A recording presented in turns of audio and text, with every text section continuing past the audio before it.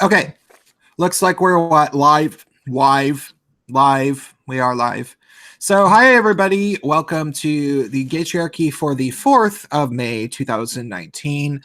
I am your host, Prince of Queens. This is Spacepan to the right of me, and we have a guest named Denny, who is here, who I've actually met in person twice. And Lordy Jordy will be here soon, but it's like on the phone with his dad, and I thought it would be quicker, but I guess it's not. They must be fighting or something. Like, Dad, I have a thing to do. I don't care. So that was a good impression.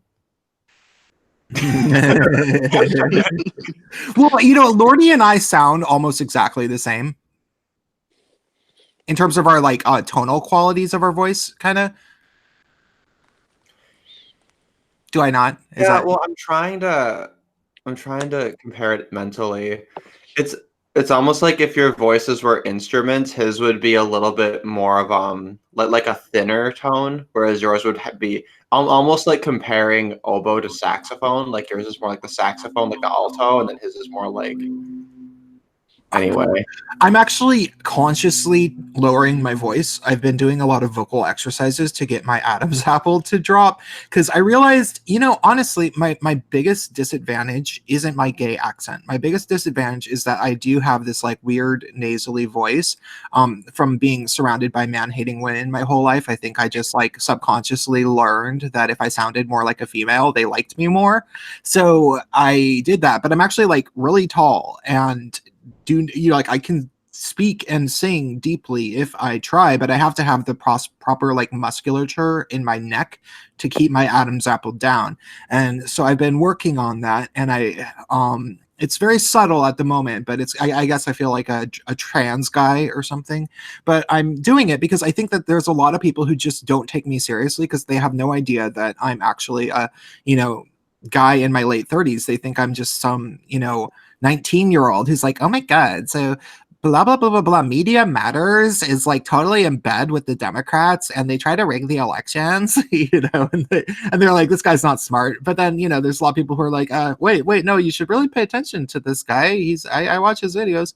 But I think a lot of people just don't take me seriously. And I doesn't, maybe they should get over that, but at the same time I can do something about that. I am consciously lowering my voice, except for maybe not so much right now.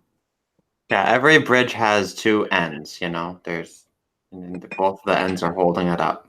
I remember back when you had the text to voice, and I was like, text to voice sounds good, it's so clean, and the people are just like, everybody hates it. Yeah. I'm like one of the only people who's like, I like the text to speech stuff. Like when Bane 666 switched over and started using his real voice, I was really weirded out, and like I'm still not used to it. Yeah. Okay, there was a number of things. I mean, one, yeah, I was really terrified at the beginning, because that was like, early mid 2016 when things were starting to get really bad, and the SJWs still thought that they like, were like, they thought that they had already accomplished tyranny and that they could just get away with everything and by the end of 2015. So they were being really, really crazy. Like the hubris coming from them was insane. So I was like, oh God, if they figure out who I am. And then I just kind of I also didn't have an avatar, but then I was like, wait, I can figure out an avatar. I'll just grab something that's funny. Okay, Seed of Chucky with really awful drawn on glasses. So that's what I did for a while. But yeah, so hi everybody in the chat. And Denny, why don't you say something about yourself? I mean, I guess I'll first give you a little bit of an introduction because I have actually met you twice. So you showed up you've been watching my content for quite a while. And I was one of your first subscribers. So many people say that, but like, how many subs did I have when you 700? Okay, yeah, that's pretty early.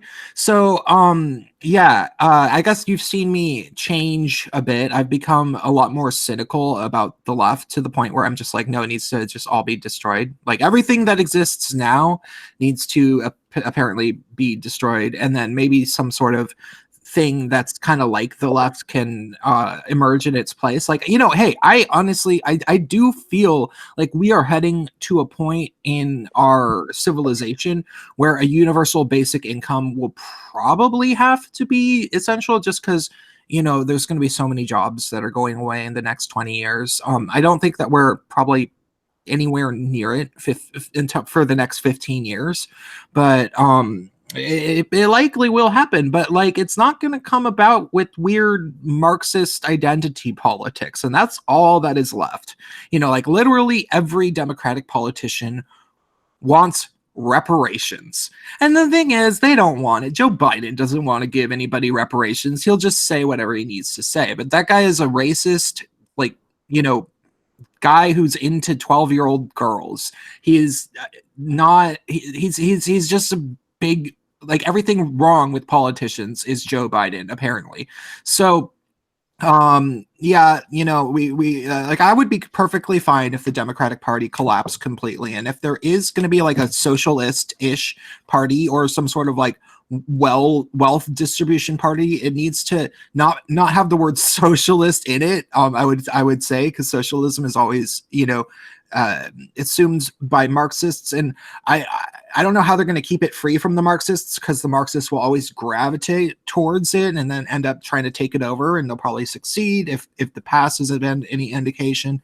But you know, they have to, like, it has to be probably based around cryptos, and it has to be just like all these different things that have to be envisioned before I would be in favor of really actually supporting the left again. But at the beginning, I was all sad that Bernie Sanders didn't get the nomination. So it's you know, things have dramatically changed since the beginning. And how, Denny, where were you at back then as an individual? You mean politically, or just, you know, why? Yeah, politically, and like, what did you find? Like, what did you share in common that made you start watching my early videos and stuff? Like, I want to know your perspective about that kind of thing. Well, I started getting a little concerned about the SJW takeover of academia, and I taught college myself for a little while when I was in graduate school as a teaching assistant, but I had my own classes. Mhm. And I could just see everything turning into this extreme left. And I still consider myself left, but I don't identify with anything that's going on with them anymore. Yeah. That was what started my channel. And by the way, I got a $2 super chat, so I got to acknowledge that from Illuminati. Thank you. He says, good day. Thank you very much. And if anybody wants to give me a super chat, that would be wonderful. And also, you can hit the like button to help us in the algorithm. So, yeah, keep going, Denny. Oh, yeah.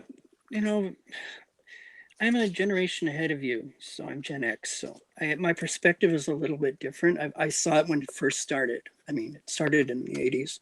Mm-hmm. I went to Evergreen for a while, and even though I considered myself quite liberal, I wasn't liberal enough for them. Mm-hmm. And that's where Evergreen was ahead of the curve, because they were there where we are now with most of academia. They were already talking about identity politics, and if you didn't agree with them, then you had to go.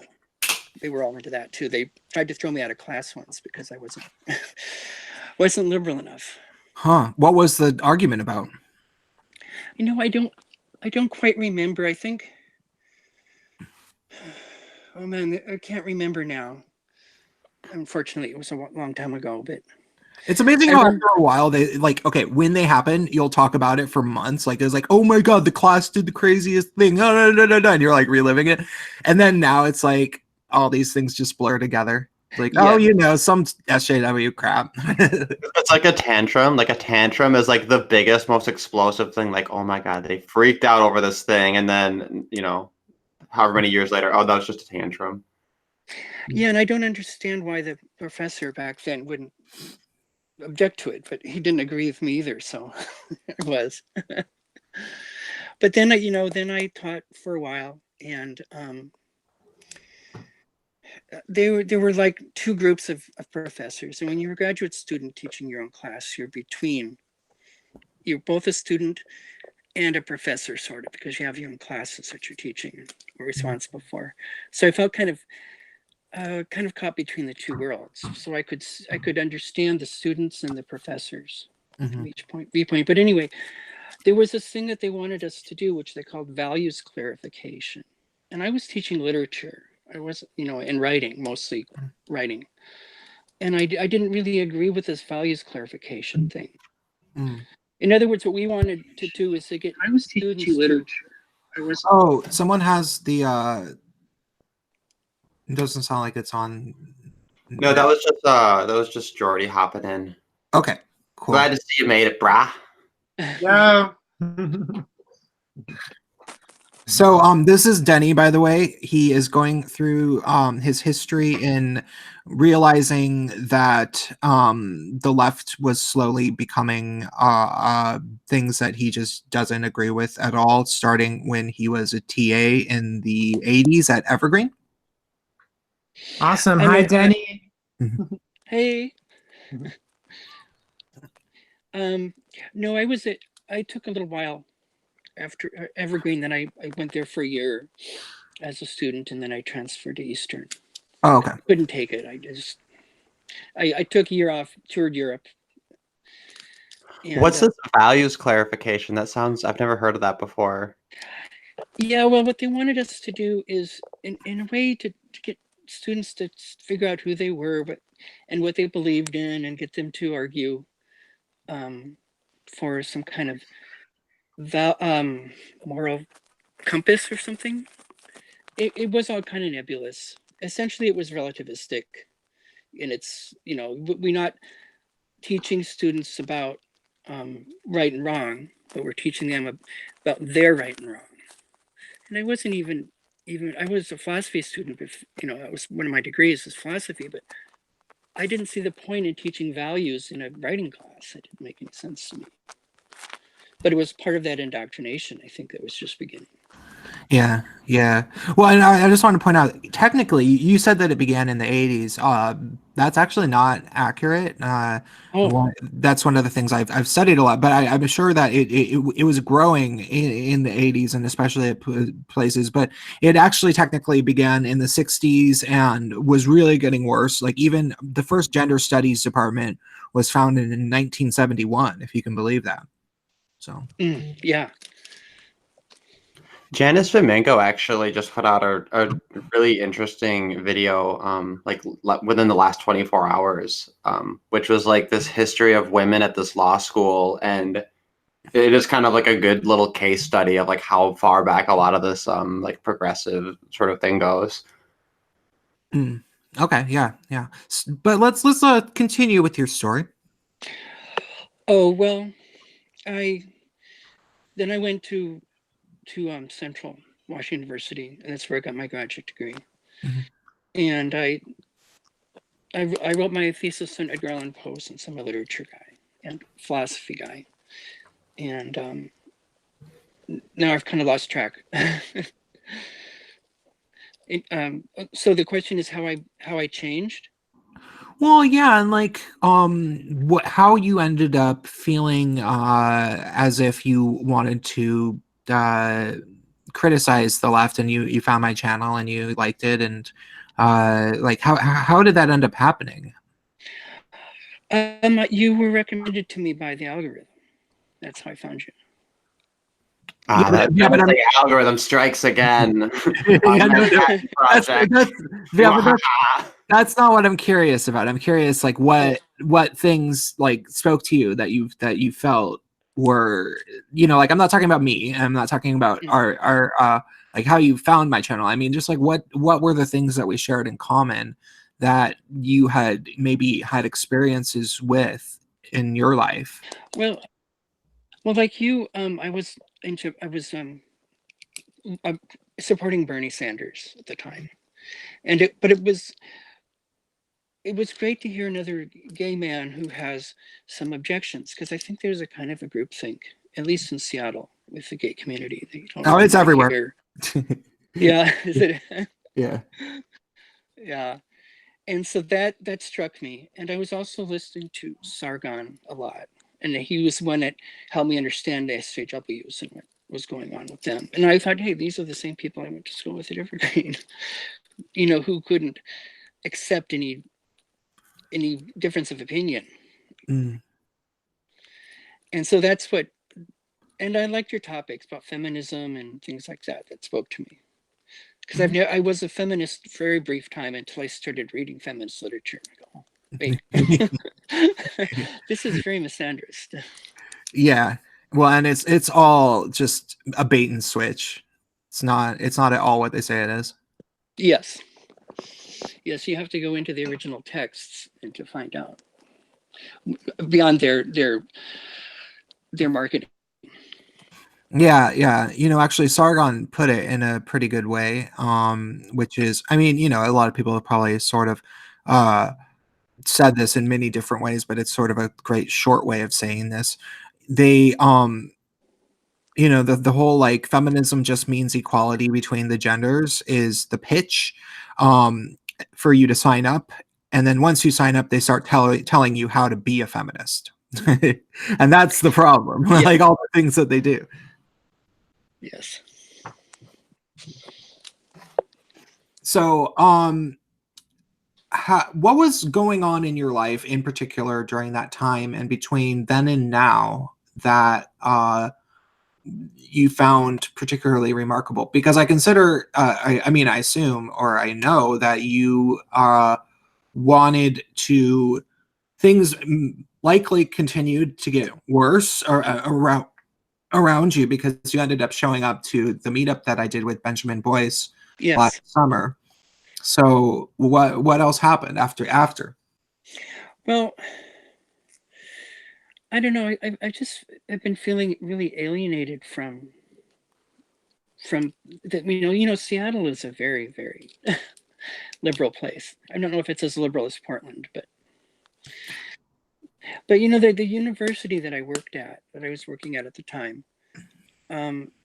they were doing these workshops that we had to go to about microaggressions, and Robin DiAngelo spoke about what was it, white fragility. She's a monster. White fragility, yeah. And I refused to go to that one, and luckily I didn't have to go to that one. I said, I'm not going. And so it's just the thing of the left, where I consider myself still, I guess, they just kind of left. They just kind of got too radical for me. Mm. And now, like you were saying, like even the centrist, so-called centrist candidates like Joe Biden, whatever, is mimicking the identity politics, which I think is just divisive. And I don't even think that we get to say that in terms of his political alignment. Like, I don't even think that there's like actually, I don't think he stands for anything. I think he's just like a corporate, you know, total corporate sellout liar that will just do whatever, you know, I'm positive he's going to be a Hillary Clinton 2.0. So. Yeah, I can see that totally. I think it's also now the Democrats are in the phase of, I like this phrase, blue shell politics, right? Where it's like Mario Kart, where the blue shell's going after whoever's in first place. And since that's Biden, I think that there's kind of like an all-in on the identity politics happening, because that's one of the easiest lines of attack against him. Mm-hmm. So I think because of that, he's reacting to it. He has to double down on all that stuff. And the whole thing is just going to sink all of them. Oh, yeah. That's why they're trying. That's why they're so desperate that Lordy was posting about this on his Facebook wall, and it's the stupidest thing for them to even bring up, that they are going to try to do this, that they're going to try to keep Trump off the ballot because he didn't release his taxes, including in places like California, which is like, okay, it's literally not a law that anybody has to release their taxes. And it doesn't matter, like, just because somebody else decided to means literally nothing. And what you're saying there is that because of the fact that somebody did something or chose not to do something that they're not legally obligated to do, you're denying your state voting access to that, there's no conceivable way you're going to get away with it. Why even bring that up? That's the dumbest thing ever. It's desperate. I mean, at this point, most of the people in the Democrats, you could convince them to vote for Trump because otherwise you can't impeach him. I love that. Yes, it's literally the stupidest thing I've seen as of late. I've seen a lot of stupid things, and and I'm already doing my immediate response, which would be the response if you tried to do this in a debate or actually on the campaign trail, is like, well, all right, fine. Then if you're calling for transparency, then we need everyone's transparency. So I want to see Pelosi's tax returns. I want to see Gavin Newsom's tax returns. I want to see Joe Biden's tax returns. Everyone, tell me where you got your money. How'd you become a multimillionaire career politician? Tell me how you did it, because maybe that's my future. Okay, so I can see the point of doing that, but this is the thing. In terms of transparency, that's a very arbitrary and very expansive phrase. I mean, because this is something that they are not legally obligated to do. So you might as well say, well, I want transparency. I want your taxes, and I want, I want to be able to go through your trash, and I want naked pictures of you. But that's exactly the point I'm making. Yeah, but what I'm saying is that like some of these people might show their tax returns. Like it's not something where it's like, okay, ante up. It should be more like, no. You know what I mean? Like that's how you end that. Like I don't have to shut up. It's right. Like we have politicians who are like former like porn stars, right? So they could be like, "Well, we've all seen my butthole. Where are you hiding?" So here's the difference. Here's the difference. Of course, Trump is gonna do exactly what you said, because he just has to say no, and that's it, and that's all he's gonna do. And saying anything else would just open up a can of worms. But as a voter, I get to call out for those kinds of things, because now what I'm doing is not just about calling out Pelosi and Newsom, but I'm trying to get other people to pay attention and say like, well, how about that? How about we consider how Pelosi became worth $120 million in a state that has no money? Yeah. Yeah, that's cool. I get it. It is kind of like, I think it's really fucked that politicians even get paid. Yeah, like I guess that's like a radical stance, but seriously, you're supposed to be a public servant. Like, why don't we have more of them just say, you know what, I'm such a servant that you don't have to pay me. Which is what Trump said. I mean, that's basically what Trump does, right? Like. But okay, you guys, I do want to get back more towards Denny, because he's new and he hasn't. I feel like he hasn't properly told his story, because he was just starting to talk about Robin DiAngelo, and that was something that it was supposed to be a mandatory thing that all of the faculty had to go listen to this woman Kafka trap everybody psychologically, because that's all that the white fragility statement really is it's a Kafka trap. It's like, I'm going to be insulting and racist towards you, and if you react in any way besides yes, I'm racist, flog me, then you are even more racist to them. Yeah, and the whole white fragility phrase is like a bully telling the person he's bullying, oh, you're just too sensitive. Yeah, that's exactly what it is.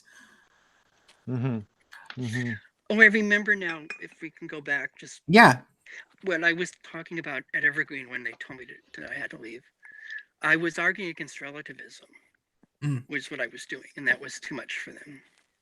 Anyway, so I just wanted to remember that. Well, like I do actually want to know about that. Like, what aspect of relativism was the actual issue? Like, were you talking about cultural relativism, or were you talking about like what were you? Do you remember? Well, we were talking about personal relativism. That everyone has their own truth. Yeah. And there's. I'm trying to say it unbiasedly, because everyone's truth, though they may be different than everyone else's is equally valid. So you can have complete opposite viewpoints, even experiences. And, you know, they say that color's blue, and I say, no, that's red. And we can measure the wavelength of light objectively. But it's like, no. Sorry. Somebody's scratching. Is that coming from Denny? Do you guys have any idea? It probably is. That's probably is. I'm sorry. Okay. I can't hear it, so it must be coming from me. So anyway, yeah, just try to make sure that your beard isn't scraping the phone or something, because that's what it sounds like.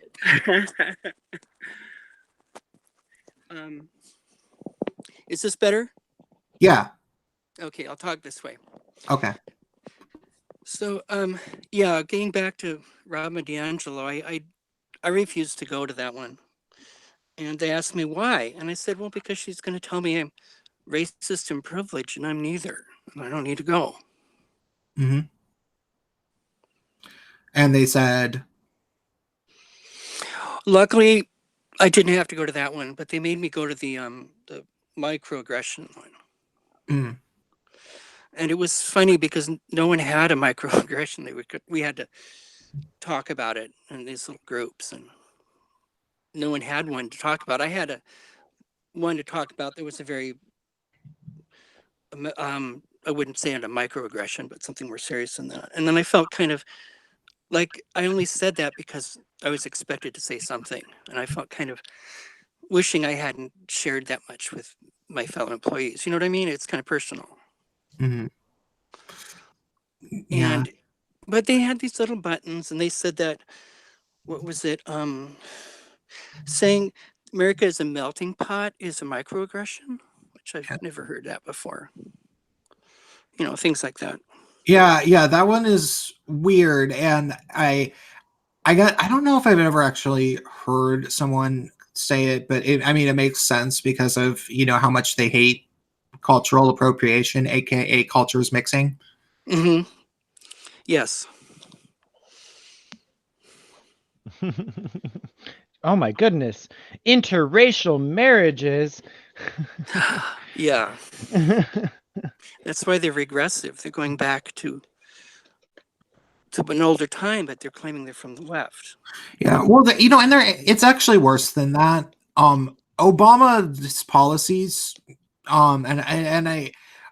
strictly his policies. I'm not speaking about his, you know, eloquent way of speaking or anything like that, because obviously, he was a black supremacist.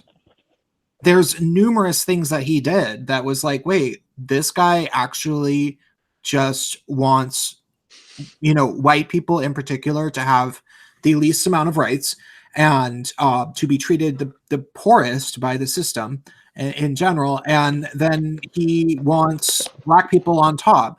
And there's very tangible things that point to this. Like, for example, I just found this out, you know, probably about 6 months ago, but it was just another thing that was kind of like this, which was like, whoa, how didn't I know about that?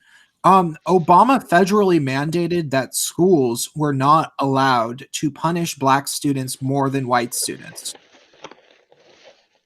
Yeah, I heard that.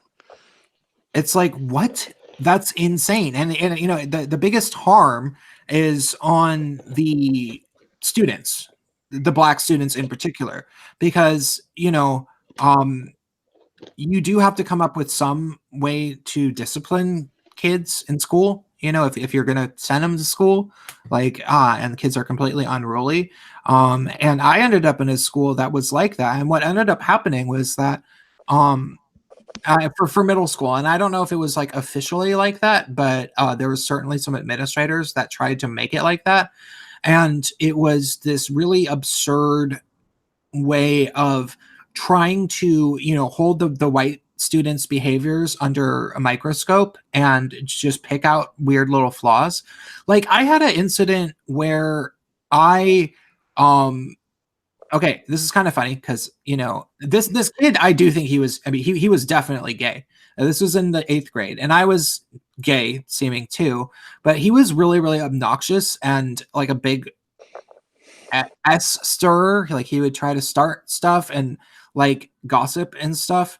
And he was black. And this is what that was the operative notion of what was going on. I didn't give a crap that he was black. He deliberately told these girls that he had talked a bunch of smack about to me.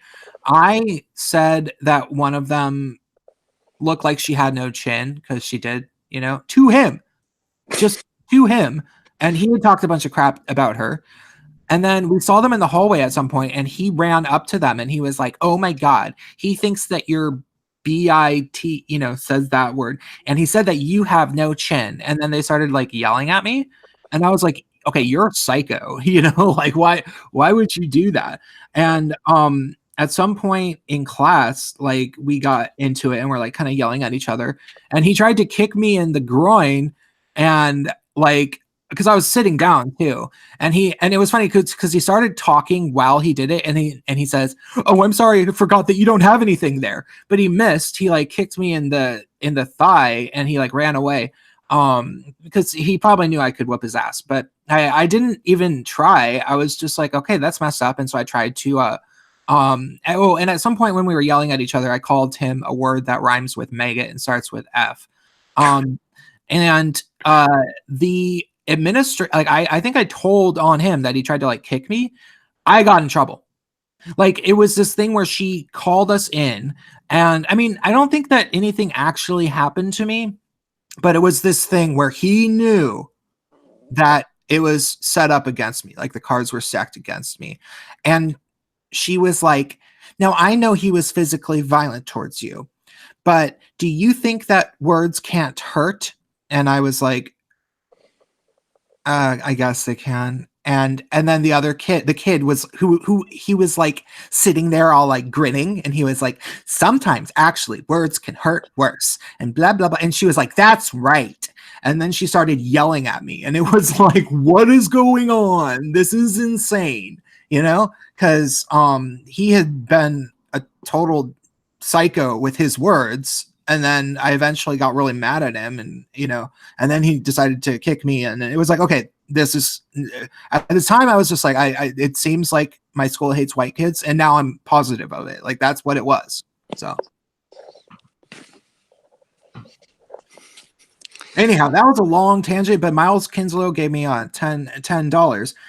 So thank you very much. So the point is that I was saying is that like there's all of these things that were being implemented during the Obama years, and the mandatory microaggressions training, the things like the white fragility, which the literal premise of it was bullying towards white people, those things were happening for a reason. They weren't, it wasn't just some weird thing like SJWs got out of control. It's like with feminism, like I always like to say, like for every stupid feminist or for every stupid naive person who considers themselves a feminist but doesn't know anything about feminism, which is most of them, they always say, oh, but those are just the radicals. And it's like, no, the radicals, it's not radicals. You are the person that doesn't understand the text. The people that you have to be worried about is the people who understand the source and think in that way. And I'm positive that like all the evidence I've seen, and I do this full time, is search for this type of evidence, is that the source was really the Obama administration. And that was the thing that was making this stuff happen. Yeah, I can totally see that. Also, I think that after he was elected twice, they've been doubling down ever since on racism, because well, we elected a black president twice, so but we don't want to forget that there's so much racism everywhere. Yeah, well, and that was the only thing he had going for him. Yeah, I kind of liked him at first, but that was when he was doing the healthcare thing, which I thought was a bad plan, but a good thing to at least start in some form. Mm-hmm. Yeah, but we don't have to go into specific details. So yeah, what other experiences at the university did you have that were problematic that you remember? Oh, I have problems from both sides. There was one time. Oh wait, I think I will. Okay, there's something I could mention, but I won't. I'll just say that I was told that I was going to hell by my supervisor because I was gay, and that didn't help. And they just swept that under the rug. But Oh, because you were white. yeah, that was part of it too. Hmm. But it was, gay people are going to hell and burn in hell and all this stuff. I don't even believe in that. Mm-hmm. But yeah, it just seemed that there was a big turnaround, and they hired a bunch of younger millennial people who were really into the SJW scene, and I didn't even object to it. Did they hire them as administrators? Yeah, as human resources, so they controlled all of that. Yeah, I'm positive that had to be part of Obama's plan. Like it was during the Obama years that the universities grew to having more administrative faculty than professors, and then paying the professors extremely, like, basically, slave labor type wages, so that they're usually having to like get Uber jobs and stuff on the side. And I think that was Obama's little strategy of taking control over the university system. Interesting. I hadn't thought of that. How was it, the Title IX thing, or? It's hard to say exactly how this happened. I don't really know, but I bet there's some people who could like sort of piece some things together. I think that the problem is that a lot of people haven't been able to bring themselves to the realization that like everybody came to the realization that Hillary Clinton was awful. Yeah, finally. But people are just so dead set on being naive about Obama, and I honestly, I actually, okay, Hillary Clinton is evil. She doesn't care about anything besides her power and her money, and she just really, really wanted to be the first female president really, really bad. But I think that's what motivated her. I think pure evil motivated Obama. Like, I think that he actually wanted to, like, I think that he was friends with Louis Farrakhan. And I think that he wanted to take over America and oust white people as the dominant structure, and maybe even end the capitalist system entirely, because he came from the Marxist left. The part of the Marxist left that exists in Chicago and has strong ties with things like the Nation of Islam and stuff. Like, that's and the Muslim Brotherhood. Yeah. So, like, I really think that the people who understand the academic side of things and who have this information and could compile this information, if they did it thinking in terms of like Obama was evil and he was doing this crap on purpose to destroy our nation, because I mean, it sounds so absurd. Like, it would have sounded so absurd to me even 2 years ago. Like, I would have been like, no, that's dumb. Like, that's not actually true. He was all, and then it was like, I learned about this and then this and then this and then this and then verified it, like these things that conservatives have been talking about. And I was like, that's not true. No. And then it's like, wait, totally true. Maybe he was they'd always say Obama's a Muslim, and I'm like, that's dumb. And then I saw like multiple photographs of him with the like robe and the hat. Found out that he spent like a whole lot of his formative years in Muslim majority nations. And then also there was like an interview that he gave one time, and he said like, yeah, that's one of the things when I talk about my Muslim faith, and then the interviewer was like, your Christian faith. And he was like, oh. Like, and then they took that out of the interview, but you can find footage of it online. And I was like, whoa, all these things they said about him like might have actually been true. And it just totally blew my just my place in reality, and that was one of the big things that just started making me like, whoa, I don't support the left. Because what we have left with the Democratic Party is the people who managed to survive the Obama administration and stay with the Democratic Party. What was the guy, the Reverend Wright? Was that right? The one that was preaching at the Christian church he was going to, who said, Yeah, that was some radical. What? yeah,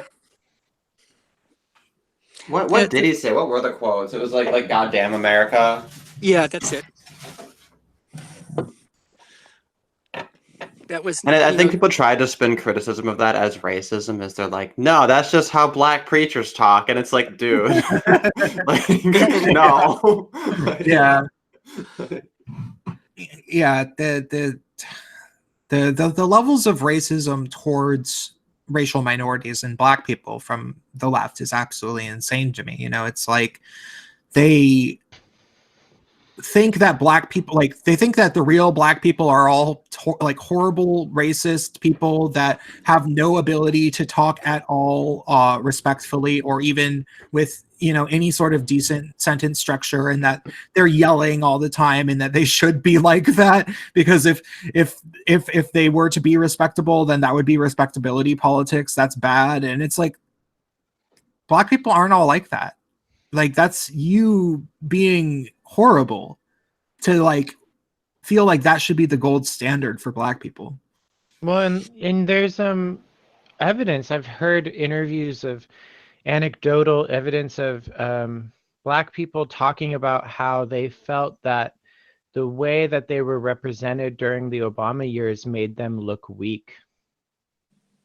Yeah, well, if they're right about that, I don't need the evidence. And that really pissed them off, you know? Yeah. Well, and I have black friends who've said that numerous times. So when you talk about him Obama made black people look weak, that was the. Well, I haven't heard this before. I think it would be more that, you know, like the politics, like constantly coming, you know, this like microaggression culture and the it makes it look like they can't defend themselves, like they need all this extra help, like they're constantly the victim. Like yeah, they and then like Black Lives Matter was like all feminists and gay men, except for Sean King, who's not even black, you know. And it's just like, wait, but the guys who are getting shot are not these people leading this movement, you know. And so yeah, and you know, and so that's why I kind of rebuke what you said about him being a black supremacist. I think he's a supremacist for sure, but I don't think he was doing anything intentionally to help black people. Well, I think he's just a lunatic. I think he was a black supremacist, but he thought that making them the victim would get their way. And that's because he was like a Marxist that is in the same school of thought as the radical Islamists who started marketing themselves as the victims in the late 80s, which is a historically noted thing. And that's when they started making ties with Marxist organizations. It's horrifically misguided and it's not beneficial for anybody, but that's what they thought that they should do. Right, I understand. Yeah, that makes sense. So, and by the way, in case this is like sort of freaking you out, Denny, really great book to read about this. Like the book that really started actually changing the way I really conceptualized Obama was, it's called Unholy Alliance by David Horowitz, who's horrifically smeared, but he is he's honestly the most important conservative identified scholar that is alive. And I you know, I don't even think of him as conservative. I think there's a different word for him, but he, you know, uses the word conservative, so whatever. But he was raised in, he was probably born in like the late 40s or so. And he was raised by literal communists who were a part of like the Soviet conspiracy to like try to, you know, usurp power from the United States. And they housed a guy who was the brother of the mayor of East Berlin, you know, like total communist, in their basement when he was a little kid. And then his parents decided to like not be communists anymore when they found out about Red China and Stalin's Russia in the late 50s, when the footage actually was released from journalists, or at least the photos and everything, and they finally found out what was actually going on. But he kept some sort of dream alive that there was some good that would come of this, and he was a formational member of what was known as the New Left, which was actually quite idealistic and just like trying to search for the good things, but was inevitably taken over by, you know, bad people, you know, true believer Marxists who are basically just like, well, let's just keep being communists and in everything but name, you know? And it was during that time when he was in the New Left that he started doing work with the Black Panthers, and he ended up fundraising for them. Oh, wow. And he managed to pull in something like $120,000 in the 1970s for a school that they were building, allegedly. And I don't know, maybe they did build a school, but some shady crap was going on because he got his friend, you know, thinking that they're really good people, and to be their accountant, and then she ended up murdered and chopped up and thrown in the Hudson River. And he knew that they did it for some reason. He's written many books, and that has to be in the book, but I haven't read that book. And then he said that he woke up in tears for like 6 years straight, and and then vowed to fight the left because he knew like what they were actually capable of and what they were really like. After, you know, starting to do more and more research and thinking about what he had done with his life that far. And he's an amazingly smart and thorough scholar. And he publishes, he probably has well over 20 books. And the book Unholy Alliance is about the, you know, radical Islam and the United States Communist Party, which never actually went away. And it was published in 2006. I actually just ordered his new book, which came out this year. So yeah, you know, all this stuff sounds so weird. And like, if you even talk about it, like if you talk about it as somebody who's criticizing it, they'll accuse you of like a right-wing conspiracy theory and freak out, and you'll get banned on social media and all these things. But you can read about it, and there's citations, and then you look up, like, a lot of these people totally admit, well, yeah, I'm a Marxist, yeah, and then it's like, wait, this is completely undeniable. The only thing you're not allowed to do is put the pieces together. So, sounds like an interesting book. I'll have to read it. So I just saw this Daily Mail headline, which is on topic, but a little bit of a lighter transition, I think. Obama, The Call of History. This book was written in like 2017, originally published by White House correspondent Peter Baker, but he's just re-released it with like an updated section on Obama reacting to the election results in 2016. weird. And it's super funny. It's like how Obama said, "This stings," and how he saw it as a personal insult and went and watched Doctor Strange to distract himself from the results. And then he blamed Hillary. He blamed Hillary for the loss because of her scripted, soulless campaign. Huh. He likened himself to Michael Corleone in The Godfather and said he was handing power over to somebody who would destroy his legacy. Oh my God, what a narcissist. This is so like fiery though. Like I don't know. It seems like a little bit too hysterically on the nose to be true, but then it's also like we're dealing with Obama and everything, so I guess this could be true. I don't know. I don't know. Well, you know, this is the thing, and you can look this up. Like, this is something that you can easily find, and it's a short interview. So Obama was a Soros guy. Like, you know that, right, Denny? Yeah. Oh, yes. So, and you know, Soros is like the most evil man in the world. Like, he's like actually a sinister supervillain that, you know, like I wouldn't be surprised if he's actually Satan and that he's in some sort of like host body, and he's like scrambling to find a new host body to, you know. He was actually the inspiration for Emperor Palpatine. Not surprising at all. I'm just joking. I don't. I knew that you were probably joking, but but although they do look a lot alike. They look alike. Uncanny. They should get him to play Palpatine in the new one. That would be phenomenal. But they know what they're doing. The funny. Okay, so this is the funny interview that you should look up. It's called. It'll be titled. George Soros says that Obama was his biggest disappointment. And in the interview, what's very telling about it is that they say, "Oh, why?" And he's like, "Oh, well, it's not that anything Obama did wrong exactly. I'm fine with all the things he did." But then he says something to the effect of, "But he stopped listening to me when I gave him advice after a while, and that really disappointed me." So I think what he's saying is that he's mad that Obama was not as much of a puppet as he wanted him to be. But eventually, once Obama was president, he did actually have a mind of his own, and he was mad about that. Yeah. That's very telling. I'm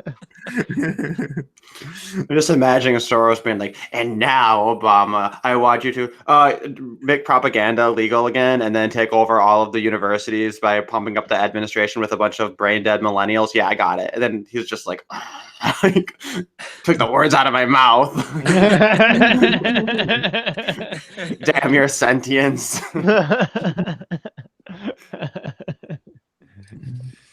And then he's like, "Now I want you to sacrifice your daughters to Baal." He's like, "Maybe not." Yeah. Or he was like, maybe Soros told him to go bomb all those countries with drones. It's like, okay, so I want you to just kill a bunch of people in Libya, and I want you to do it in Somalia too. And then eventually Obama's like, okay, I'm gonna stop doing it in Somalia because I'm kind of starting to feel bad about this. That's what Soros is mad about. Tell them the truth about Michael. Now is the moment. Yes. Oh, okay. So, Denny, they're making a joke. Have you? There's multiple times when Obama slipped up and referred to Michelle as Michael. Did you know that? I didn't know that, although I did hear people say they thought she was trans. But yeah, well, that happened with Joan Rivers. Like, she was like, "Oh, she's." I'm not going to say the word because we're not supposed to swear. I'll get demonetized. But she said the something that rhymes with granny and starts with a T. oh, And she was like, "Oh, we all know. Everyone knows." Like, obviously referring to like big celebrities that have been around for a while. Yeah. And like 2 months later, Joan Rivers dies. Yeah, in a routine throat surgery or whatever. But that's something that I'm not necessarily thinking she was murdered or anything. But what was funny though is that there was footage of her with her daughter, and the daughter's like freaking out and crying, and she's like, don't worry. If I die, I've lived a very happy life. Like, she knew. Well, yeah, the vibe I got was that someone pissed her off and she's like, "All right, I'm done. And before I'm done, I got one more bombshell for everybody." Oh my God, I can't wait for that to happen to Roseanne. I I mean, not that I want it to. I just want the bombshell and for her to not die. Obviously. Agreed.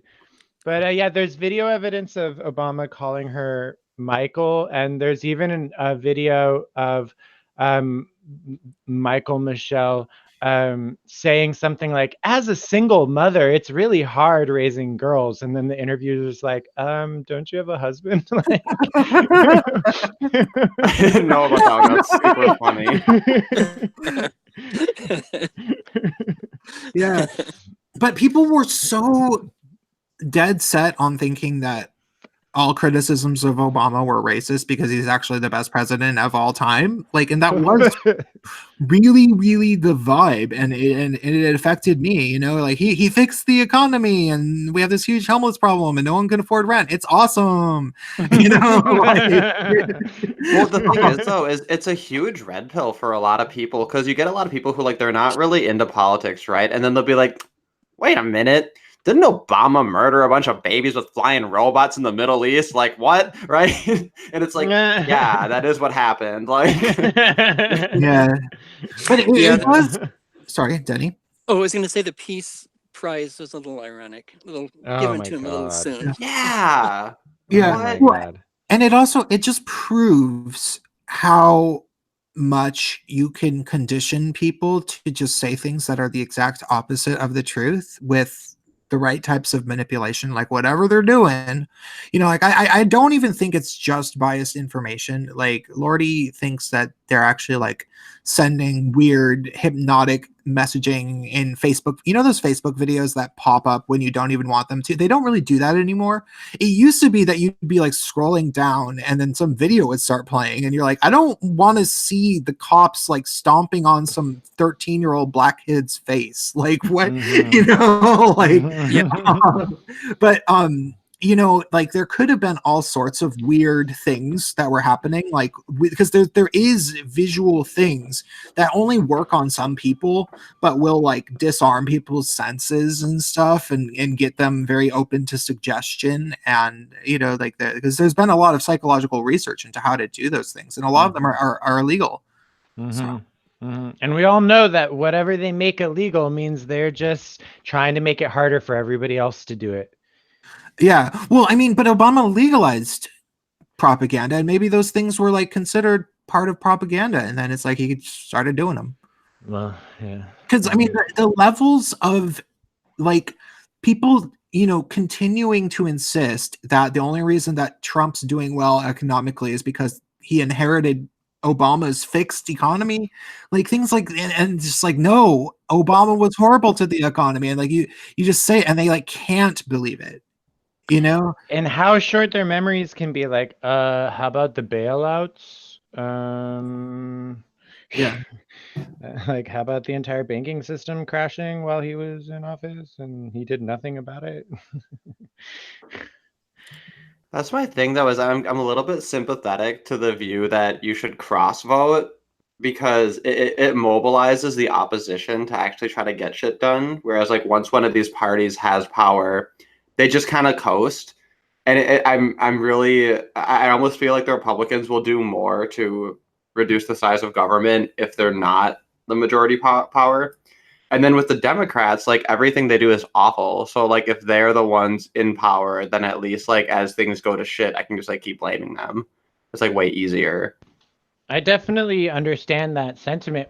So I was, raised Republican, and then I got really pissed off with Republicans when John McCain, Bush pissed me off, and then they put McCain in, and then after that they put Romney in, and I was like, wow, these guys suck. Like, I didn't like Obama, but I was like, God, these guys suck, and they're picking all the wrong people, and they have the wrong platform, and they're talking about all the wrong things, and like, and so that's what I did is I was like, all right, I have to send a message to the Republican Party. And the only way I know how to do that is to unregister as a Republican and register as a Democrat. Even though I never identified that way, I was like, I'm sending a clear message. You guys are screwing it up, Yeah, and that's why when people like they vote third party, I'm kind of like that. I feel like that vote actually matters a lot more. Like I think there's something to be said for growing that tiny proportion of it, because your one vote's not going to be decisive regardless. So it's an irrelevant argument as to like who will win. Yeah, and then after the Democrats really pissed me off, I unregistered as a Democrat and then registered as an independent, and that's technically I'm an independent. Yeah, I consider myself independent too, but it's not technical yet. I need to go and re-register, I think. That's the irony, I guess, that then technically I'm the only registered Republican, which is really funny. I'm wondering if you vote one time. That's just like you build a fence, they don't call you Bob the Fence Builder, but you fuck one dog. Denny, you were going to say something? Oh, I was just wondering about somehow breaking up the two-party system and getting like 8 parties like Canada has, or 5 major parties. I'd prefer 0, to be honest. What's that? I'd prefer 0. 0, yeah. Actually, what I really want is negative voting. It's brilliant. It solves everything. You can either vote positively or you can vote specifically against someone. Yeah. And then the rule is you can't be elected if you have a negative number. I think that's brilliant. Yeah, the voter turnout rate will skyrocket because everyone's just going to go to hate vote, right? Like people won't even get their one vote of themselves because like so many people be like, nah, fuck that guy. Like, and then brilliant. Bam, we can collapse the government, and then we can have our libertarian utopia with guns and infinite drugs and hookers. And the other element of that you're pointing out, why it's so smart in a legal basis, is because the trap of voting is this: no matter how you vote, you are legally bound to go along with the result of the election. Yeah, because in democracy, it's all about the process more than the outcome. If the And process so, is fair. right. So the way that they've set that up is the way that it's basically a consent. It's like a forced form of consent, because you don't get a negative vote. And ultimately, you don't have control over the outcome because Soros funds the fucking voting machines and stuff. You know, what they've done is they've forced people to consent to candidates that they hate. Mm. Yeah. Jeremy M in the chat said Trump kicked a black family out of public housing. Huh? The Obamas. That's why it's funny. It's funny Oh, 'cause the Obama. Obamas. I get it. So, Denny, Yes. why in particular did you reach out to me and say that you wanted to come on Gaytriarchy this time? Was there anything specific that's been going on? Well, before I just had some busy stuff in my life, and right now I feel more in control of my life, and I can stop worrying about things. But mostly it's just because I felt ready. I was kind of intimidated by the technology, but I guess it's easier than I thought. Oh yeah, that's the good thing about technology is over the past 10 years, it's all got like actually pretty user friendly. The only, and you know, the hardest thing is to do by far are video games, but that makes sense. But I don't even just mean like the gameplay. I mean like actually learning the game is like this like remarkably difficult system. It used to be, you know, you pick up a fighting game and they're all the same. You know? New board games are like that too. I've tried to learn some. They're very, very complicated. You need a law degree, you know, to think about all the different rules and different exceptions just to wrap your mind. Oh, like Settlers of Catan or something. Yes, yes.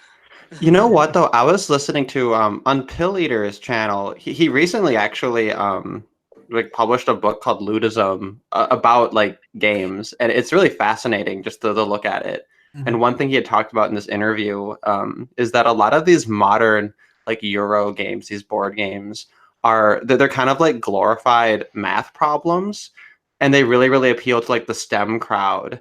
And I don't know, the way that I look at it is like games have kind of lost their soul. And like, I don't know, it really spoke to me, just the whole conversation and the whole idea behind it. And actually, on top of that, to add to that, I don't know if you pay attention to this, but when Apple recently announced their new Apple Arcade initiative, it actually reignited my inner child, because they were talking about how just background, Apple Arcade is for iPhone, you know, Apple users or iOS users to subscribe. So you pay a monthly and then you subscribe and then you get access to hundreds of these games. And their whole mentality around it is that the games that are the most creative are often not the most popular, but they want to support an ecosystem where people then can invest in more creative games rather than violent games or purely strategic games or just puzzle games. Yeah, well, and also the entire competitive angle to it, right? Because they have people who play fighting games, right? And like they want to get the next like cutting edge fighting game to be part of like the, you know, that platform, right? Mm-hmm. And they want to be good at as many games as possible and as many popular games as possible. So yeah, I think it cuts that element out of it as well. And then also, yeah, because like a lot of games that they need to have a lot of randomness in order for you to have like an interesting kind of unique experience. And people don't like that. They don't like that because if there's too much randomness, then it feels like you're not in control and it feels like you can't like master it and win it, so to speak. Mm-hmm. But yeah, there's a lot of things going. It actually made me think back to different video games I like, and it made me realize that like what I want in video games is something I've never experienced, and it was kind of depressing, but it also kind of I don't know, it made me want something more. Because like I love Final Fantasy games, right? But this epiphany I had is that like the mechanical gameplay elements of those games are completely divorced from the plot. It's like you get fed chunks of plot just interspersed and sprinkled throughout a gameplay that essentially has nothing to do with the plot. And like just having that realization made me feel like there's so much more that can be done with video games as a medium. Yeah. Denny, do you play video games? No, I don't. Although I Okay, do miss the old arcade games. Well, we should change the subject then. Okay, well that's cool that you figured out the technology for doing that. I did want to bring up. I figure we should be talking about some amount about the recent social media bans. Though I want to remind people that I am particularly struggling for cash, and as much as super chats help, the best way for me to get your money, if you want to give me some, is to send me some on PayPal. I'll write my email. It was actually written in the description, and I will write it quickly in the chat. And the basic gist is that I really want to get to the ICMI festival or conference in August, the International Conference of Male Issues. And unless it's something different, but that would make sense, I think. And then I currently don't have access to my savings legally, and that's going to go all through July. And it's just a really unfortunate thing, but I can't do anything about it. But I do have this channel, so any help that you guys could give me would be pretty awesome. I'm gonna have a nice little payday on the 21st when I actually get that money that people have been super chatting to me, but I don't have it yet. So let's talk about those bannings. Yeah, well, the first thing I heard about it was I was like, oh, it's a Facebook ban. Like I get that shit for literally nothing. But apparently, Paul Joseph Watson said they didn't tell him why. Apparently, the reason cited was hate speech violation. But usually, when that happens, they point you to the post that it was offending. And apparently, unless Paul Joseph Watson's being dishonest, apparently there was no post cited. But yeah, it's all so stupid. It's so stupid. But frankly, I honestly, it wouldn't surprise me Paul Joseph Watson being banned off Facebook, because basically the precedent's been set that they could just comb through your history and just find anything. And like people get banned for things that they posted like months. Like I've been banned. Like the first time I got banned off Facebook, it was for a post I had like months before. So, and then I've heard of some people too, as soon as they get back from a ban, they'll immediately get insta-banned for something they posted before, right? Like they'll have like chains of bans lined up. So have you not to diminish it too much, but just like a Facebook ban, like it means so little these days. Denny, has you heard? Because I mean, that's a personal Facebook ban. This is people's business, you know. Oh yeah, because he's like as a person. That's fair. I guess that is different. Yeah. Denny, did you hear about these bans? Yeah, I did, about Paul Joseph Watson, definitely. Yeah, and somehow Alex Jones is even more banned. Like if people even post videos of him, they'll get banned. And then Milo and Laura Loomer and Louis Farrakhan and I think a few other people, maybe. Oh yeah, and they banned Farrakhan just to make it look like they're being objective. Like okay, who's added in there? Yeah, who's the absolute worst person that's actually technically our ally? Okay, so I think including Laura Loomer is kind of funny though too, because like, does anybody really take her that seriously? Like, she's kind of a clown. Like, I don't know anything about her. She's so freaking funny. I remember earlier she handcuffed herself to the door at Twitter headquarters with the Jewish like star on her, like saying this is literally the Holocaust. Me getting banned off of Twitter. Yeah. And then did you see the documentary she did on Ilhan Omar with Jacob Wool? No. So funny. Oh my god, you have to watch it. It's the greatest entertainment ever. Wait, she did a band. Was that the guy who created the hoax thing? No, that was Mike Cernovich. No, there was a guy who created a hoax. Jussie Smollett? No, there was a guy who tried to organize, and this doesn't make any sense. Oh, yeah. He did. He tried to like false flag himself and reported it. So he's probably gonna get in trouble over that, or I think like they waived it because his dad has money or something. The thing where he said that Pete Buttigieg, like there was the allegation, the sexual harassment thing. I don't know about Buttigieg, but that might Yeah, be. no, that's what it was, and it's such a fishy little story.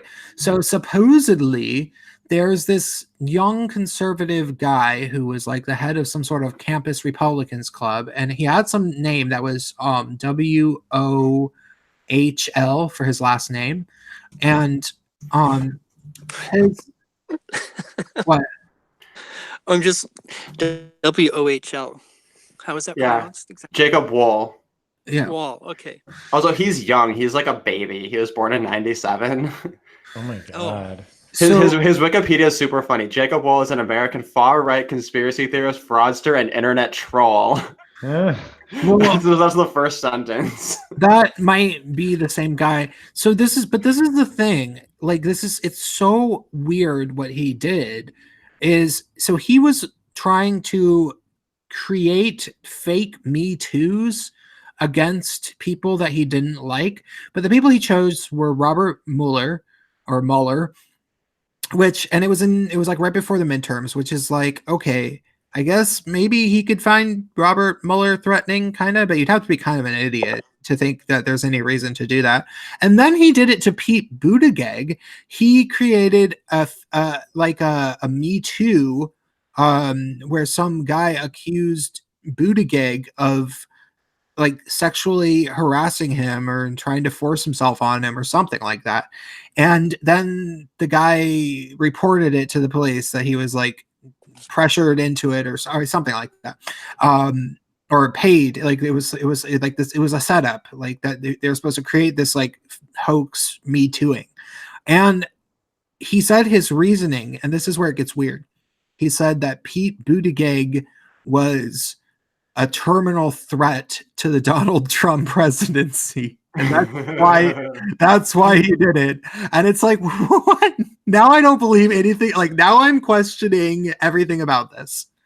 Dude, yeah, and like this happened after, like he has a whole history of doing fraudulent things. He's actually a really funny character. Like he made this company called Surefire Intelligence, which was like a fake PR firm. And at one point he took like $1,200 from this homeless lady to help get her stolen truck, and then he just like fucked off and just like didn't do anything, just kept her money.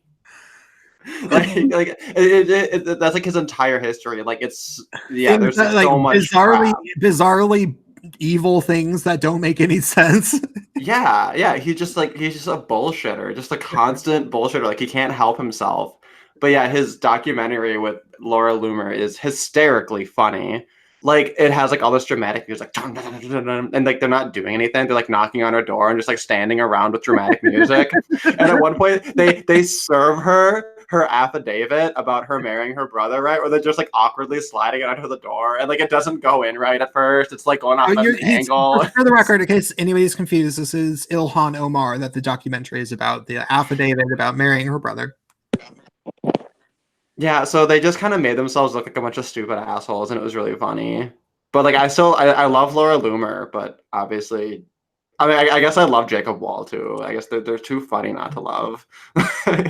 You love them in a weird like reality television as politics. Yeah, I love them in this surreal way of like people just pretending they're on reality TV show, but just doing it in reality. Meta reality. Why not? They called it reality TV show. Why not just do it in reality? Just cut out the middleman. Just do it. So, oh my God, on February 6, 2019, wait. Apparently, oh, never mind. Sorry. This was about some stupid thing. I thought they were saying that he was like in blackface with a noose around another student, but this is someone else. Okay, so I was going to say something about what I brought up. the actual thing about, the people being banned. I think that this was a particular one because there's been a particular response to this one already. Chadwick, by the way, was on Tucker yesterday, so people should watch him because it's the whole, like, seemingly the whole episode was about that. At least maybe the first 20 minutes or so. They were talking about the people being banned, and the tone really, really changed. Now, why wasn't the tone so intense when Alex Jones first got banned? And this isn't the first high-profile banning, why has the tone maybe changed? What is different between then and now?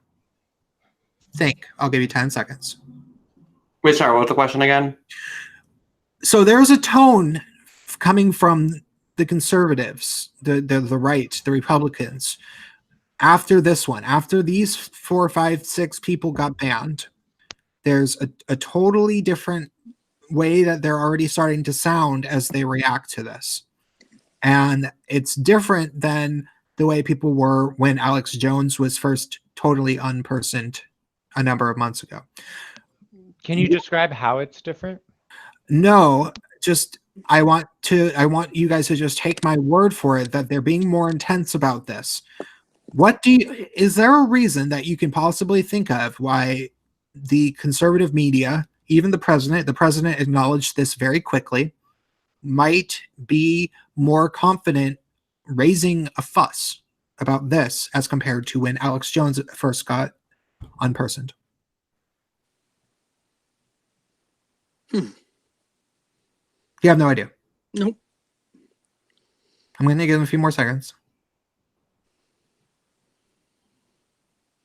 I mean, the obvious answer is that Alex Jones was just a little bit more out there and harder to defend. I don't think that's it. I think that what it is that Russiagate's over. Maybe. Here's the thing. The biggest thing that they were able to do and get away with was saying that these people were all conspiracy theorists and that everything they said was lies.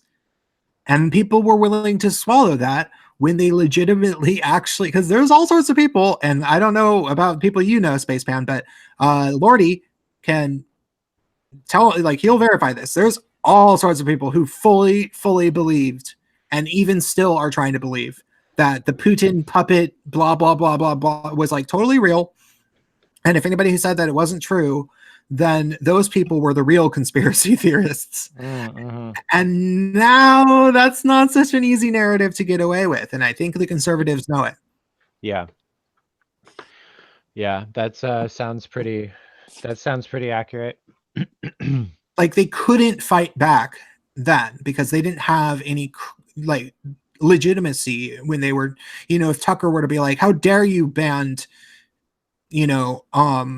Alex Jones, that's freedom of speech violation, they would say, well, you're implicated in the Russia, you're trying to, you're a propagandist, you're a conspiracy theorist, and they would have treated Tucker even worse. But now Tucker's like, you know what, Donald Trump wouldn't have got elected if it wasn't for these people, and you can't just ban them all the time. Styx made a really good video, and I want to know more about this, but I don't know how to research it. Supposedly the state of California is directly funding social media companies, giving them taxpayer dollars.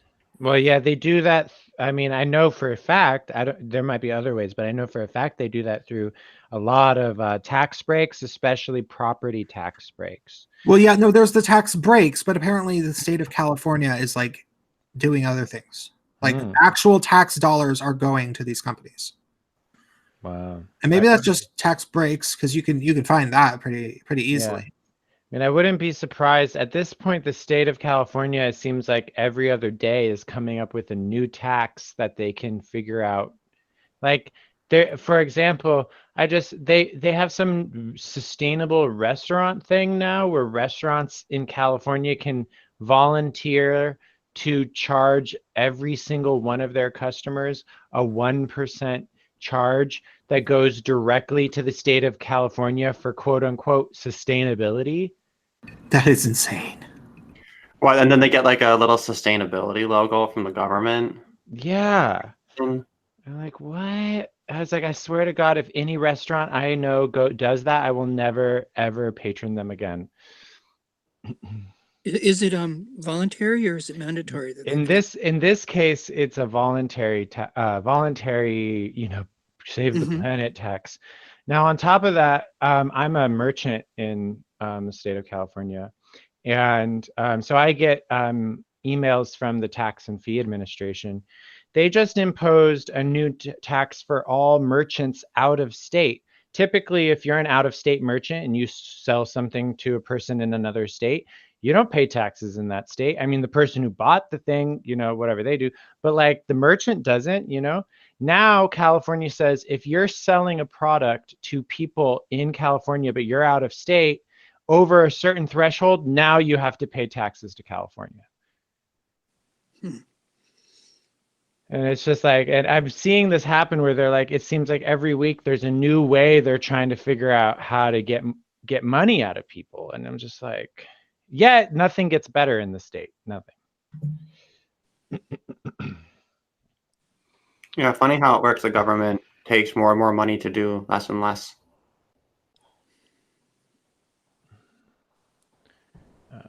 And so that's interesting. Apparently, Trump has met with Jack Dorsey recently. Oh yeah, Dorsey went to the Oval Office, had a 30-minute meeting with Trump. Yeah, and Trump said it went very well. So I'm not sure what that means. Well, what I think it means is Trump owns Twitter. At this point, Trump is Twitter, and if Trump wanted to destroy Twitter just with a tweet, just by whatever, he could. I wish that every single account on Twitter was just different socks of Trump. He'd just snap his fingers and it would go to ash. Well, I mean, Trump brought Twitter back from irrelevance before he started using it as his political platform. Nobody gave a crap about Twitter. He could snap his fingers and Twitter will become Titter. I don't know if nobody gives crap about Twitter. It'll be litter. I don't think that's something. I mean, Trump was using it a lot. Like he was tweeting about how much he hated Obama during the Obama years. Twitter would be nothing but a jitter. Just a single jitter. I think that's another thing to keep in mind about Trump is that, like, knowing how awful Obama was, like, all of the things that and this is another thing that I didn't bring up when I was talking about the things that were all just wrote off as right-wing conspiracy theories, like the birth certificate thing, which is supposed to be insane. It's not. Actually, he didn't have a birth certificate, and it took him a really, really, really long time to present one. And when he did present it, it's like this photocopied thing, and it's poorly photocopied, right? And then everybody was like, wait, this is suspicious as hell. Like, the Republicans all were. And I've looked at it and I'm like, wait, that is actually really kind of suspicious, especially knowing how long they were asking him for it before he actually gave it. And then the day after that, everybody stopped talking about it. And there's a reason why. Obama said that they had apprehended and killed Osama bin Laden, right? That actually happened within a day or two after the birth certificate was finally presented. But the funnier thing is that I believe some Middle Eastern country, like I think it was a Palestinian newspaper, had already reported that Osama bin Laden had passed away of natural causes a few years prior. And so it's very likely that that was entirely a lie as a distraction to get people's mind off of his birth certificate. I didn't know that, but like you can look at those pieces of evidence and like verify them if you really dig. It's really hard to you can't find these things on Google anymore. You have to go to DuckDuckGo to find a lot of information, and that's a really strange and it's so bad. Like, okay, for example, one of the things that's really, really untrue that people keep talking about is that supposedly Trump is violating people's human rights by putting children in concentration camps, right? And that's not true. And it's not true at all. It's the reverse of what is true. And it's not simply that the cover on the photo of the photo on the cover of Time magazine, you know how there's that little girl crying and it turned out she wasn't actually separated, she was just crying, and there was a police officer around and they just took a photo and it was fake. Well, that's not the only thing. The real thing, and I've probably told you guys this before on air, but I want to reiterate this because it's just really important. Obama actually, so it wasn't just Obama. Every president was housing illegal immigrants, like people who were detained at our borders or somehow, caught. They're being put in these federal prisons, and the federal prisons are really like even more low budget than our prisons. And so they're like understaffed, and the food would have like maggots in the food, and they would beat the prisoners all the time because they didn't have enough security guards, so they had to like intimidate them to keep them in line and all these like horrible things. And they were taking the children with them into these places. And so the ACLU actually started suing about this and was like saying this is inhumane. And they ended up winning. I don't know if they got everything that they were asking for, but in 2016 they ended up winning and getting the children to not have to be in these conditions. And that's when they started building the separate housing facilities or holding facilities for children. And it was because of the treatment, the inhumane treatment during presidential administrations. And this change happened on Obama's watch. And then this was being done all through the Trump presidency, and they just decided to start lying about what it was. And the thing is, the ACLU has that on their homepage. You can find about their lawsuits. Like they started in 2014 was when they started suing. And I just linked this a second ago on Facebook. I can put it in the chat and in the side chat for the viewers and everything, so that people can take a look at this, because it's completely absurd how blatantly untrue this you know what I mean, narrative of Obama's putting people in concentration camps, because it's the exact opposite of the truth. You know what I mean? Like, and so you think about how much Trump always hated Obama, and everyone's like, oh, Trump's a maniac, he wouldn't give up the birth certificate thing. Maybe he was just actually right the whole time. Like, maybe he was right about all of these things. And maybe he had some because he used to be friends with the Clintons and everything. And maybe it was like when they got Obama in there and he was like, okay, this is where I draw the line. You guys can't do this. And everyone would just try to discredit him. So, here, I just put it in the viewer chat. Well, I definitely agree with the premise. What premise? That you're presenting. That I definitely agree with what you're saying, that I believe that Trump had access to information and was trying to actually bring that information out for people to inspect, and I think that's why he won ultimately. I think people resonate with what he's saying because on some level they knew that they were being deceived by the Obamas. Yeah. Here, I'm gonna screen share this article because I want to so oh god, it's doing the thing where I can't. It's weird because we were doing it last week, so it's not okay. But I put it in the side chat if anyone wants to take a look at it. I'll read through a little bit of it just because this is such an obvious lie. Like this, the separate housing facilities for children was something that was won by the ACLU. That's something that the ACLU themselves asked for. So December 16th, 2014, ACLU sues Obama administration for detaining asylum seekers as intimidation tactic. And it says, Washington, the American Civil Liberties Union today, and this is on the ACLU homepage. This is not Fox News. The American Civil Liberties Union today filed a nationwide class action lawsuit challenging the Obama's administration of locking up asylum-seeking mothers and children to intimidate others from coming to the United States. The case was brought on behalf of mothers and children who have fled extreme violence, death threats, rape, and persecution in Central America and come to the United States for safety. Each has been found by an immigration officer or judge to have a credible fear of persecution, meaning there is a significant possibility they will be granted asylum. Yet, instead of releasing these families as they await their asylum hearings, which the Department of Homeland Security has typically done, the agency now categorically detains and denies their release on bond or other conditions. The Obama administration adopted this policy, and they say in quotes, an aggressive deterrence strategy following this summer's increase in mothers and children coming to the United States.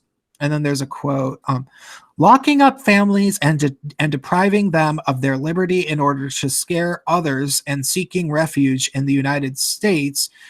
Locking up families and depriving them of their liberty in order to scare others from seeking refuge in the United States is inhumane and illegal, said Judy Rabonovitz, deputy director of the ACLU's Immigration Rights Project.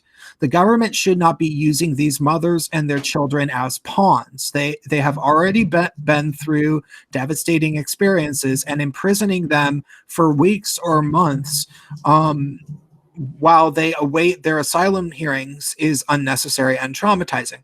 So I'm not going to read anymore, but there's also a journalist that's worked for NPR named Maria or Marina Hinojasa or Hinojasa or something. Like, I don't know how you say her last name.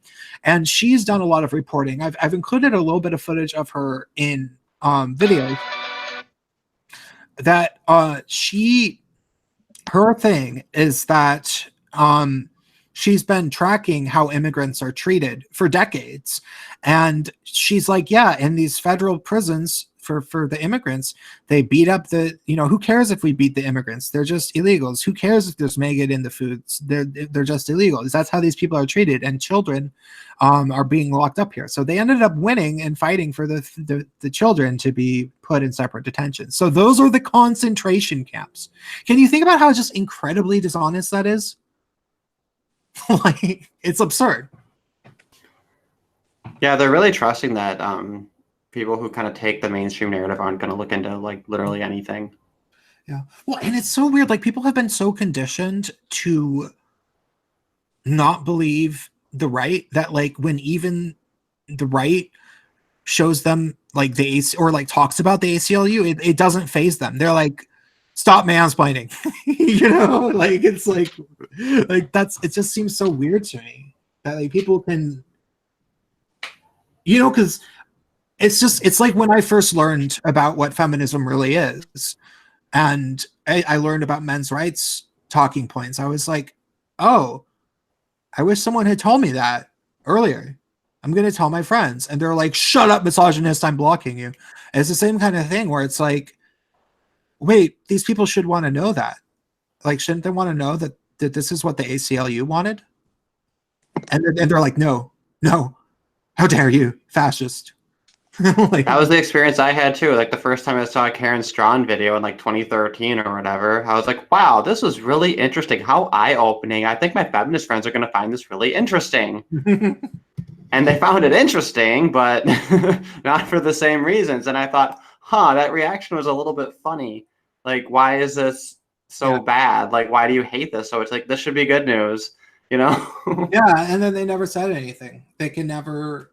It's like, and then you have to wonder, like, do these women know they're privileged? Like, do they know that everything's already better for them? Like, it's like they're like, oh no, another one found out. We got to get rid of that one too. He was so gullible for so long. This is so disappointing. You know what I mean? Yeah, this one's broken. Get a new one.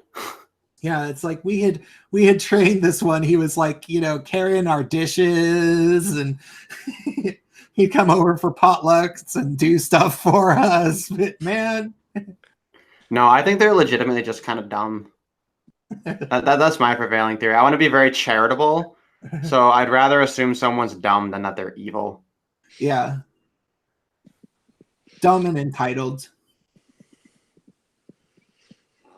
Yeah, for me, I read Lauren Farrell's book, one of them, and that was why I thought, hey, there's another way to see this other than the feminist narrative. Mm-hmm. Was it The Myth of Male Power? Yes, that was it. Mm-hmm.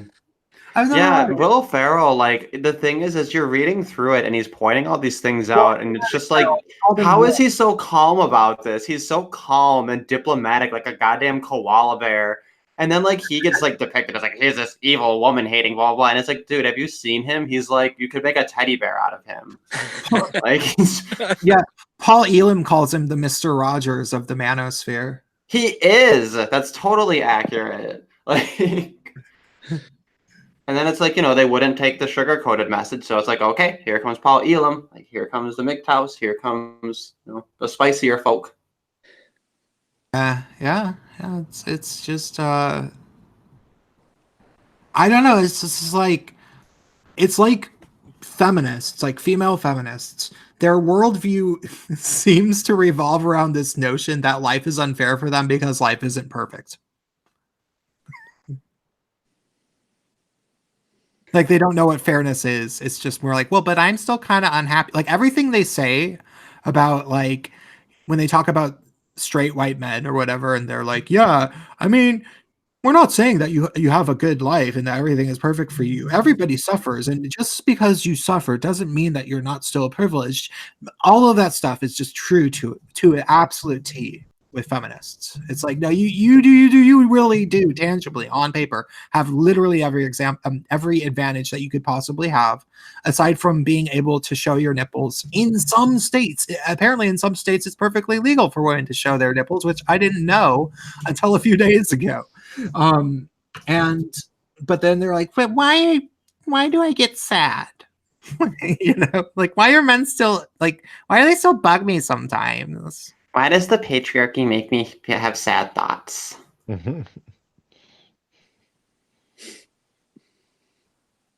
Yeah, and it really is kind of like a dead end. It's like, I don't know what you do with that. Like,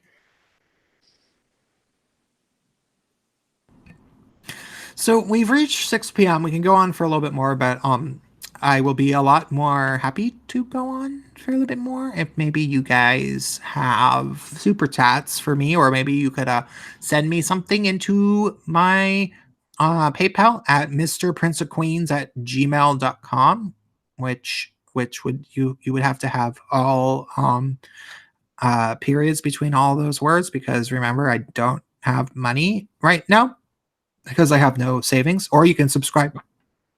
Sign up to subscribe to me on never Patreon. No, sorry, I'm hiccuping. On Subscribestar. That would be wonderful. So I'm going to take a look at my inbox. There's this Sonic the Hedgehog improved trailer, which is on trending. I think we should watch it.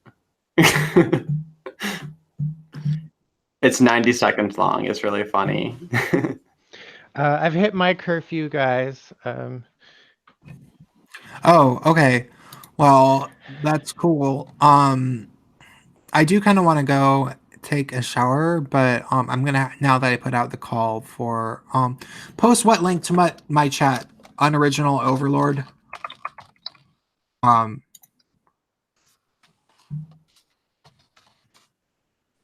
Which link? Yeah, that's what I just asked.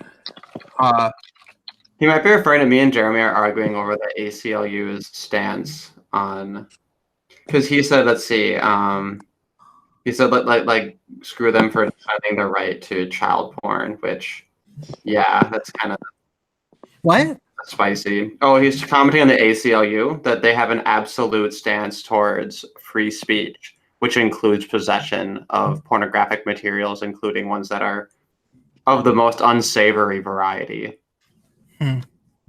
It is kind of a weird catch-22 about the whole child porn thing, because, like, what if somebody sends you a weird email that has a kitty porn picture as an attachment, but they send like 40 attachments and you don't open them all, and then you still like have this in your inbox? Like, what then? Yeah, or what if, how about you're an attorney and you have it as evidence that you are using in order to prove that somebody is like guilty of some act, right? So like obviously there's circumstances where you like allow for that. But my argument is that what you do is you can use their possession of it as evidence to suggest that they were aware of people making it and aware of people doing things, and then their failure to report it is something you can go after them on. Or of course if they've committed some kind of a crime, particularly like even supporting it, I think you could argue as like a crime. So there's like a way to make it illegal without technically straight up censoring it. But I'm not aware of whether or not like what the ACLU's like technical thing is. I just like pulled up a thing because I thought that was like an interesting point you brought up. Well, But I'm a bit it's a little bit disingenuous to say they defend our right to it because they still like condemn it. It's just they have a particular stance in relation to like free speech and how it's framed. It's a little bit suspect with the ACLU because from the perspective of those who believe that there is a vast elite child pedophilia ring, you know, the fact that the ACLU through their lawsuits was what created the separation of parents and children kind of is a red flag because there is a belief that the separation of children actually led to some of those children never being returned to their parents, and often many of them going missing because there was really no record of them in the first place since they were illegals. Oh, weird. Yeah, that makes sense. I see what you're saying. Mm-hmm.